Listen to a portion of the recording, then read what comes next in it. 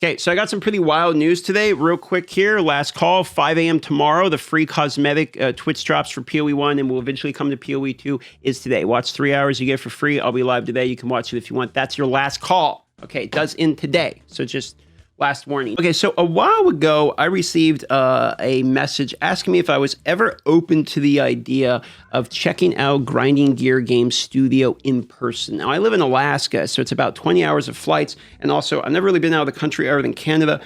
And I'm not really sure that counts as an Alaskan, to be quite honest with you, okay? So it's a little bit out of what I would call my gamer troll cave comfort zone, but I have gone and checked out game studios in the past. Like I've been down to Blizzard HQ a couple of times when I was covering Diablo IV back in the day, and those were normally pretty good experiences because you get a chance to kind of see the studio, not so much in action, but at least the studio set up, and you get to kind of meet some of the people behind the scenes and all that. And that was always what I would call like a humanizing moment, because you're a YouTuber, you're talking about games and all that, but you get to go see the actual people behind the games and kind of learn more about the game that you're covering. So these are typically good opportunities. Now, I know that there is a new Path of Exile League, and here's where we get into like sort of the guesstimating about what could potentially be coming out of this, is that I know there's a new Path of Exile League in August. And we know this because there was an interview with Jonathan where he talked to Talkative Try, and they mentioned that they're back on their cadence of releases of 4 months each game. So they're kind of PoE 1 and PoE 2 will be leapfrogging each other with 2 months in between each one, and 4 months from the previous Path of Exile 2 League means that there's one coming in August, and he said as much. That means Path of Exile 2 is coming in August. Now, with me going down there, I think the timeline here is mid-July is when I'm supposed to be down there. With the timeline, it would seem a little like coincidence that I'm there right before the Path of Exile 2 League. So I don't know if I'm going to be there in order to actually see information related to the new upcoming league and kind of bringing that back where we can, do a YouTube video about it, like a tavern talk and stuff like that, with, the live stream and kind of break down what I learned. Or if it's just an opportunity to do some more behind the scenes stuffs, or maybe both. I will say that one opportunity I think would be amiss if I didn't attempt to do is focus more on the behind the scenes stuff in person, because we get a lot of live stream podcast formats. Like they're very generous with hitting up a lot of different content creators with information in interviews where they directly answer questions. We had like the notable one with Zizarin where they go way down to the state of the game and break down every little thing, the people are having complaints about, etc. So they're very open with these types of things, and we saw changes in relation to that interview, etc. So I think since I'm actually going to be there in person, I'm hoping that I can actually get a chance to like record the studio and do some more behind the scenes, like ask them, show me the process of like creating a new character in the game. What does that go from from A to Z? Like, what does that actually look like when you're creating the character, or asking the Giga Chad himself, Camille, who makes the music, or at least one of the guys over there who makes the music, like what's the process of creating music for the game, as the music, in my opinion, is very phenomenal.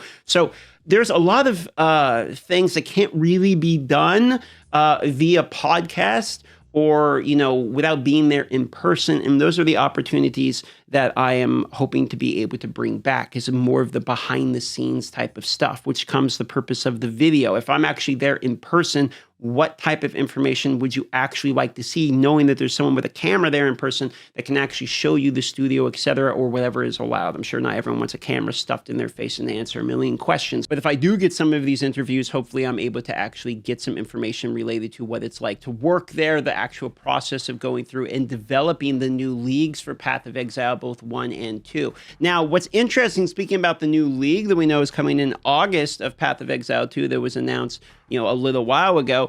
Remember when Dawn of the Hunt came out, there was the whole fiasco of like it released like the day after or 2 days after Last Epoch's, League release, their season release, and then Path of Exile 2 released theirs, and there was this whole drama about like they should push it back, etc., because they're releasing right on top of the other game.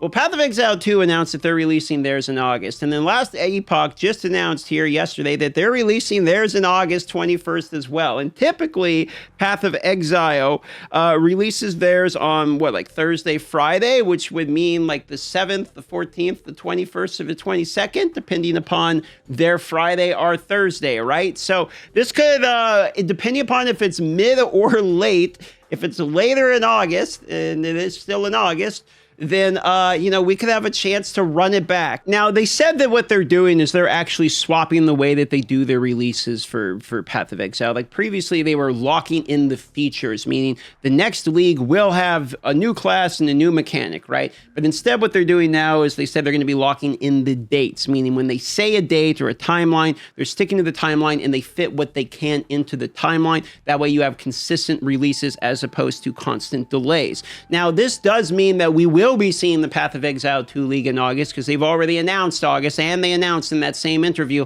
that we are sticking to our timeline. So they're kind of locked into that one, but they didn't give us the date of August, so it could be, a week or two beforehand, or it could be a full week afterwards. It could be literally right at the end of it. You could give a full week to Last Epoch the 28th or something like that. I don't think anyone would care. Either way, kind of a mild point, just a little bit funny that there's that potential to run it in, 2 times in a row, the same situation. And Diablo IV recently had their developer update for Season 9, The Sins of the Herodrum. Now, I watched the gameplay trailer, and I had a really hard time getting hype. About half the trailer is the Battle Pass. I think I'm going to save this topic for a whole different other video, because I've kind of left a finger in the pie of Diablo 4 to kind of give myself an out to go back and check out the game if they ever do something that I think looks kind of interesting. But the reality is I haven't really played this game in like 3 seasons. This would be the 3rd season in a row that I put like 2 hours into the season, maybe just enough to see if there's anything that I'm still interested in about. But I got some thoughts on this. I think I'm going to save it for the next video. Speaking of Diablo, though, what's interesting, it's the 25th anniversary of Diablo II today. And if you didn't know, Path of Exile actually started as an inspiration from Diablo II. Basically, Chris Wilson and Jonathan both made a game deciding that what we want to do is kind of follow up on our passion of Diablo II and try to make a similar game. And that's where this all started. I always felt a little left out of the equation with Diablo 2. I went back and replayed it and all that, and I've tried Project Diablo 2, and I played, D2R Remaster and all that, but I did it as an adult, way later on. I'm 34 now, and so I played it in my 30s for the first time, whereas, I didn't really have access to these types of games. I played video games when I was a kid, we had the Nintendo and stuff, but like games like Diablo, Dukem Nukem, Doom, like these types of games were kind of out of our realm of games because we are a little bit more, stricter in terms of what we had access to as children. So I am kind of curious for the people that did play Diablo 2. Can you leave me, if this is one of the games that affected you, we're in the ARPG genre here, can you just leave me a one-liner on what it was about Diablo 2 that influenced your gaming history? Because this is something that I see brought up constantly. Like I've asked the age of my audience in both YouTube and live streams, and typically the age that I've seen is about 30 to 55. Tends to be like right around the demographic that's typically watching me, which is, older than you would think. I understand I'm in my 30s as well, but most of you, if you're an ARPG person, would have had experience with Diablo 2 prior than me. So I'd love to hear your guys' stories on that. Or you can tell me live. I'm going to go live now. Like I say, it's the last day for you to get your drops. If you're interested in getting your drops, they do end at 5 a.m. here in the next morning. So you're less than 24 hours here, and you can get them for free just by watching for a few hours. So that's about it.